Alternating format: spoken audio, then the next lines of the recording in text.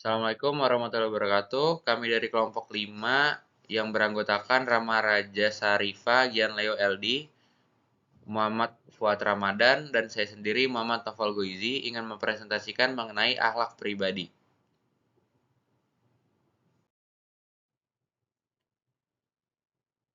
Latar belakang. Globalisasi telah melanda dunia, yang selama ini mapan mudah berubah akibat tidak ada lagi batasan antara ruang dan waktu. Sehingga nilai-nilai tersebut berubah menjadi relevan dan subjektif. Semua yang berkaitan dengan perilaku budi pekerti, akhlak, dan moral tidak bisa dikatakan objektif. Karena hal yang dianggap sebagai landasan perilaku itu sendiri sih sangat mudah berubah. Hal-hal yang belakangan ini muncul yaitu suatu batasan antara pornografi dengan berpakaian yang ketat dan minim yang saat ini telah merajalela menjadi sebuah nilai budaya yang umum untuk masyarakat, khususnya remaja muda. Kita juga sering mendengar berita-berita tentang banyaknya akhlak para pemuda yang rusak. Di lingkungan pelajar dan mahasiswa misalnya, sering kita dengar tawuran antar pelajar, siswa-siswi yang tidak punya akhlak, dan pergaulan bebas. Oleh karena itu, dibutuhkan pembenah berdasarkan Al-Quran dan Al-Hadis. Akhlak inilah yang berperan sebagai cermin pribadi seseorang. Apakah punya rasa malu, muruah, amanah, jujur, adil, lemah, kasih sayang terhadap sesama, dermawan, dan ikhlas dalam beramal, suka menolong, dan lain sebagainya. Berikut adalah beberapa pembahasan yang akan kami bahas pada presentasi kali ini. Yang pertama, hakikat akhlak pribadi. Yang kedua, macam-macam akhlak pribadi yang baik.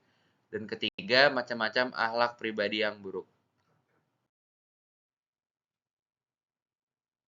Hakikat akhlak pribadi. Akhlak menurut Kamus Al-Munajjid adalah budi pekerti, perangai, tingkah laku, atau tabiat. Menurut Dr. Ahmad Amin, akhlak adalah suatu kehendak yang bisa dilakukan. Jadi, pengertian akhlak adalah sifat-sifat yang dibawa manusia sejak lahir, yang tertanam dalam jiwanya dan selalu ada padanya.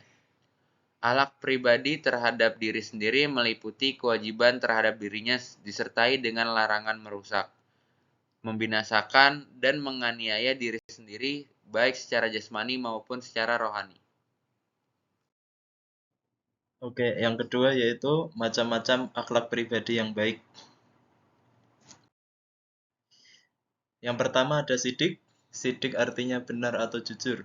Seorang muslim dituntut untuk selalu berada dalam keadaan yang benar, baik lahir dan batin. Baik benar dalam hati, benar perkataan, dan benar perbuatan.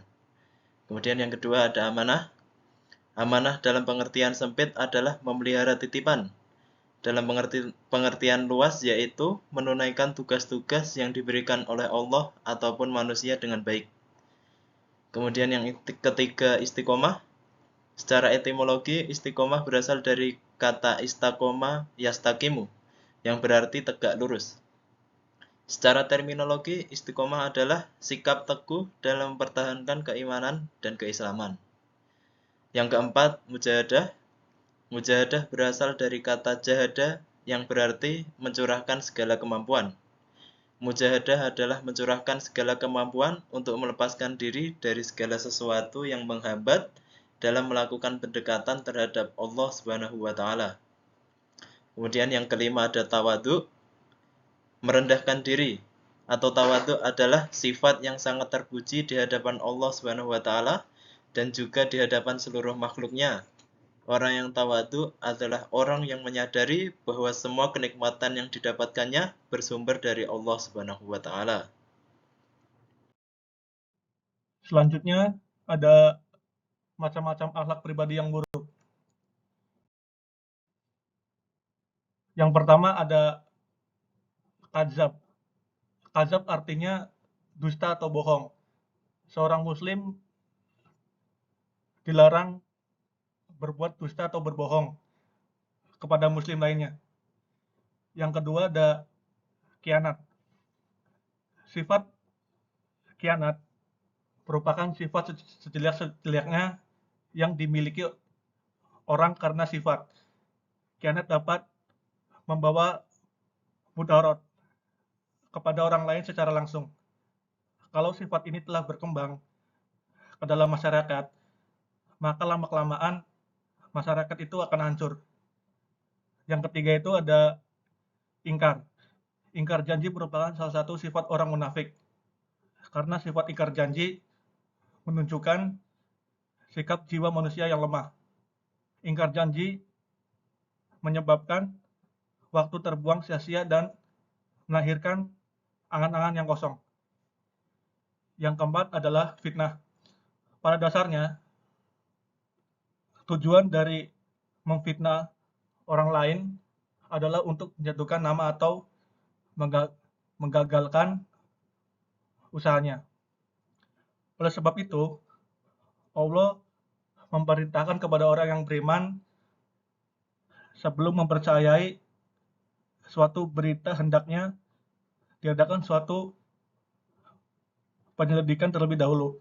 Yang terakhir ada ghibah. Menggunjing adalah sikap seseorang yang memiliki jiwa sakit. Dia akan senang jika melihat seorang bermusuhan dan bertengkar.